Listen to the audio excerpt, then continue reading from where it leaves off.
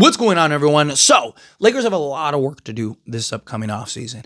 And one of the guys that I think make a ton of sense for the Lakers, that I've wanted on the Lakers for years, the Lakers attempted to trade for him twice and almost landed him both times, and then the deals fell through. And the Lakers should have signed last year and did it, and to this day infuriates me, and that is Gary Trent Jr.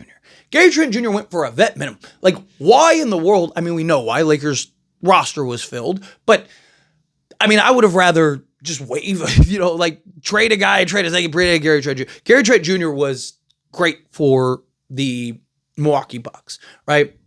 There's still questions on if he's really a starter. The Lakers don't really necessarily need him to be a starter, right? You just need him to come off the bench and be another two-way guy. That could be great, right? I also don't hate the idea of him as a starter, right? Especially alongside Luka, but he's not like, he's good defensively, good offensively, right? I mean, he was their second best player for Milwaukee in the postseason and was actually very good, right? I mean, he was putting up some things. He's 26 years old. He'll be 28 in next January.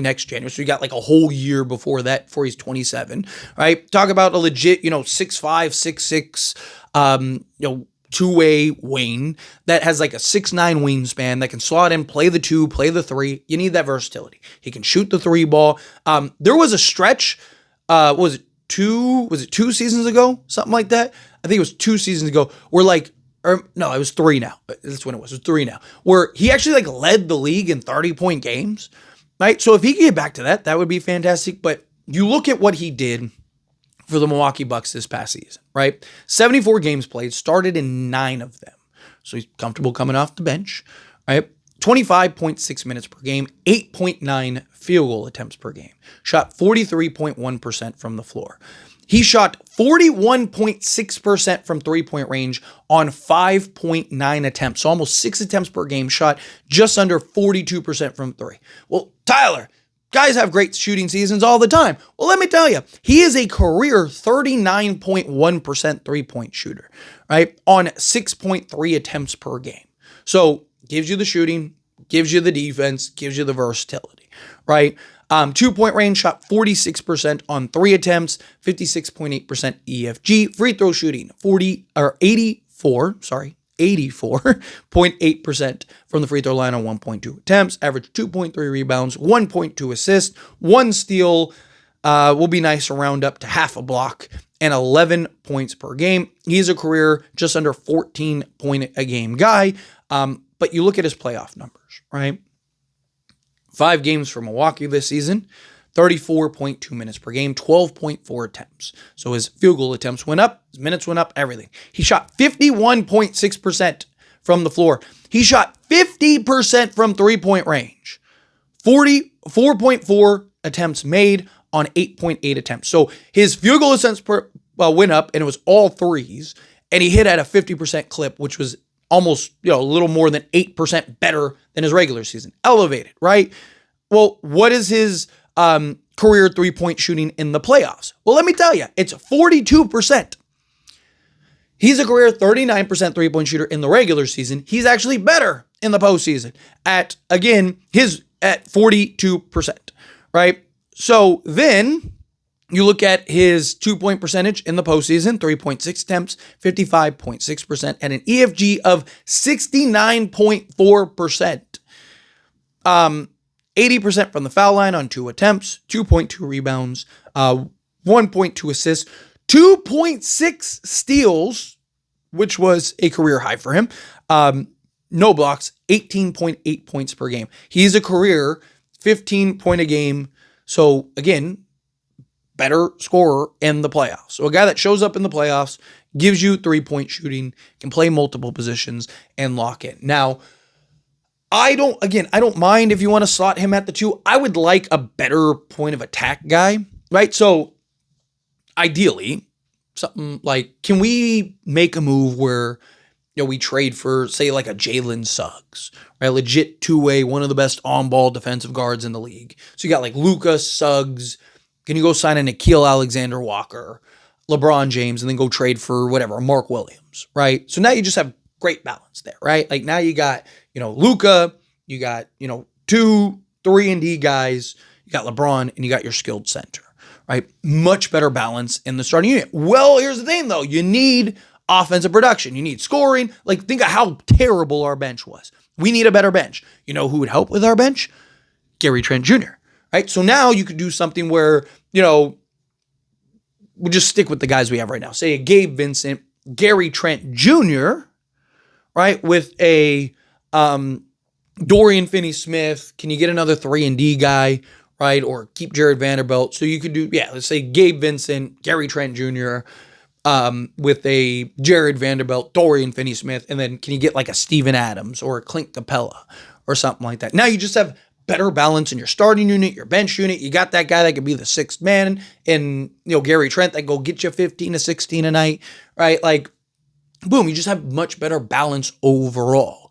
So to me, a guy like a Gary Trent Jr., I do think makes sense. He can play on ball. He can play off ball. He can, create a little bit for himself, get into the mid-range, attack the defense, attack closeout strong, but also defend, buy in, especially if you have multiple defenders out there. If he's just out there by himself as the defender, then he's not going to be great. But if you have, multiple defenders out there. So if you have like Gary Trent, say you have like Luka, Gary Trent, Jared Vanderbilt, Dorian Finney-Smith, and then like, a shot blocking center, right? Mark Williams, right? Well, then now he can, within the scheme defense, actually be a very good defensive piece. He can be a guy that can defend multiple positions and play multiple positions and knock down the three ball with some consistency and some regularity and just give you what you need out there on the basketball court, right? Lakers need guys like that. And, problem is there's two benefits, right? One, not a lot of teams have cap space, right? Not a lot of teams can pay Gary Trent Jr. 15 to 20 million a year. Right, so he's probably, and I should also add before I get into the probably thing, once you drop to a vet minimum, right, when you go from making X amount of money to now you're a vet minimum, it's really hard to get out of that, right? Because again, Gary Trent Jr., he's not a star, he's not a superstar. The new CBA, right, changes things. Like there's a lot to argue that like Gary Trent Jr., he's worth more than a vet minimum, without a doubt.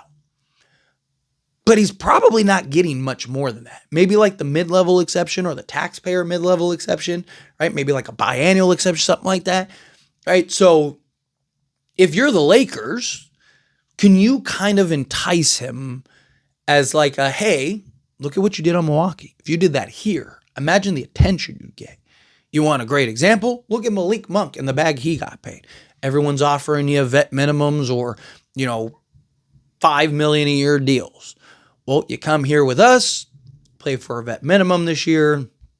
Maybe somebody offers you $10 million a year, or maybe we can even give you that at some point, right? Maybe you sign a 2-year deal, right? And then now we can give you an extension. We'll give you, whatever, a $8 million a year extension or something like that. You just got to kind of ride it out. Let's go try to compete and contend for championships. What do you think? Spit in a handshake deal, right? Like, can you convince him that like, hey, the Lakers might pose a good opportunity for him? Right? He wanted to go to the Lakers, right? There was talks about him waiting around to see what the Lakers did before he went and signed with Milwaukee, and the Lakers were just never able to get off of anybody. Well, now you have those guys falling off. You have a bunch of expiring contracts. Depending on how things shape up, Lakers could free up their full mid-level exception, right? Like, I don't hate the idea of a guy like a Gary Trent Jr., right? I don't hate the idea of bringing in a guy like Gary Trent that can slot in, hit the three ball with consistency, defend multiple positions, be a backup. You can start him in a pinch, right? Play him 20, 25 minutes a night, and you know what he's going to give you. He's going to give you that consistency. He's going to give you that hustle.